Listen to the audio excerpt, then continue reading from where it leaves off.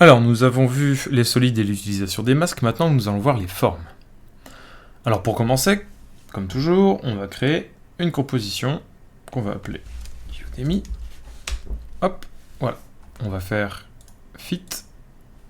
Voilà, c'est à l'échelle. Pour faire une forme, on va aller à côté de l'outil plume, et c'est le Rectangle Tools, raccourci CQ. Et on va revenir sur notre composition, et on va voir qu'à la place de notre flèche, maintenant, on a une petite croix qui se balade. Alors on va faire un clic gauche, on va rester appuyé, et on va étendre comme ça. Voilà. Dès que la forme nous convient, on lâche. Super. On a créé une forme carrée, une forme rectangulaire, de la forme que l'on voulait. Alors on va faire V maintenant, parce que sinon, si on continue, on va recréer un Rectangle Tools, ça ne nous intéresse pas. On va faire V, pour revenir à l'outil de sélection.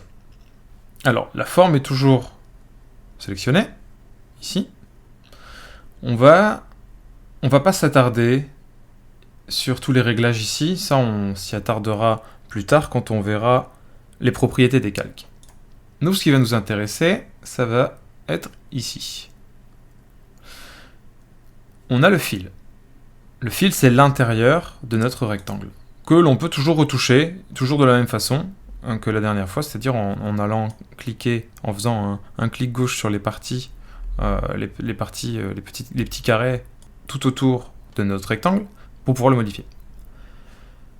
Donc le fil, c'est l'intérieur de notre rectangle. On va cliquer ici, et on va pouvoir modifier la couleur de notre fil. Si on veut quelque chose de plus rouge, ou d'un peu plus bleu. On fait OK. Et si on clique sur Fil Option, donc sur le mot fil, pas sur la couleur, hein, sur le fil, on va avoir une petite fenêtre qui va apparaître ici. Alors par défaut, on a Solid Color. Mais le premier qu'on voit, c'est None. Ça veut dire aucun. On clique sur aucun, et dans ce cas-là, on n'a pas de fil. On a un rectangle qui n'existe pas, mais le rectangle est là. Un rectangle vide. Donc on a le Solid Color qu'on avait par défaut. On a le Linear Gradient, on dégradé linéaire, et on a le Radial Gradient, qui est le dégradé radial. On va prendre le solide. Voilà, Solid Color, c'est très bien. OK. À côté, on a Stroke. Stroke, ça veut dire trait. Là, en l'occurrence, ça veut surtout dire contour. Si on clique sur le mot Stroke, on va voir que c'est marqué None, aucun. On n'a aucun contour sur notre fil, sur notre rectangle. Si on met Solid Color, on commence à avoir quelque chose. Si on va sur Linear Gradient, on a quelque chose. Et là, le Radial Gradient, on n'a rien. Mais c'est parce que le gradient n'est pas assez fort, n'est pas assez loin pour qu'on puisse le voir sur le contour. On va prendre un solide, Solid Color, on va dire OK. Si on vient ici, encore une fois, on va pouvoir retoucher la couleur de notre solide, de notre contour. OK. Hop. Et à côté, on va voir la taille de notre stroke, de notre contour que nous allons utiliser. Toujours pareil, on peut le recadrer comme on le souhaite. Mais on peut utiliser aussi la forme autrement. On va supprimer cette forme. Hop. On va faire clic droit, New, Solide. Solide de couleur rouge. OK. Plutôt que d'utiliser l'outil plume pour faire un masque, on peut aussi utiliser l'outil forme. Ça va nous permettre d'avoir des formes qui vont être déjà préfaites. Par exemple, si on veut un joli cercle, comme tout à l'heure je l'avais dit, on va aller sur Ellipse Tools, cliquer sur le Deep Red Solid, faire un clic gauche, rester appuyé et étendre comme ceci. Et du coup, on a une ellipse qui est beaucoup mieux shapée que celle qu'on avait faite tout à l'heure. Et après, elle se comporte exactement de la même façon, à la seule condition de revenir sur le Pen Tools, ou alors de revenir sur le Selection Tools. On revient sur le Selection Tools, on clique, on désélectionne en cliquant sur le gris ici, hop.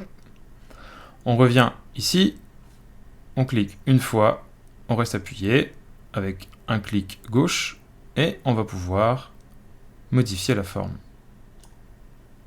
Hop, et voilà. C'est plus rapide.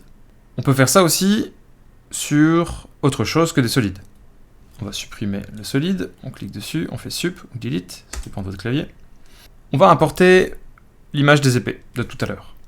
Donc on double-clique ou CTRL-I, on va venir sur épée alpha, on va faire import, il nous l'a importé, on va faire un clic gauche, on reste appuyé, on descend jusque dans Udemy et on relâche.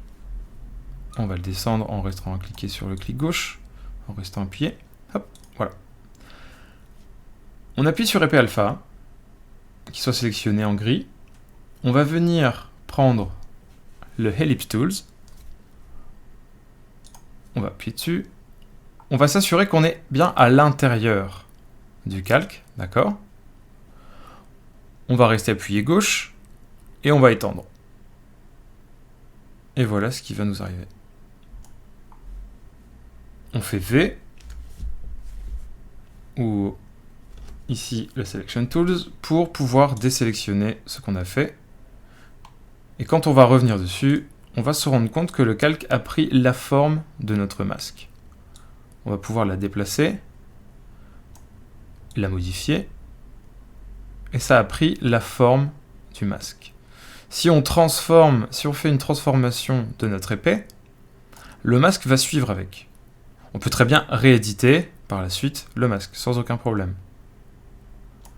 Ça peut vous servir à masquer des choses sur un calque PSD que vous auriez fait dans Photoshop. Voilà, vous savez utiliser les formes maintenant, et les masques, et aussi les solides.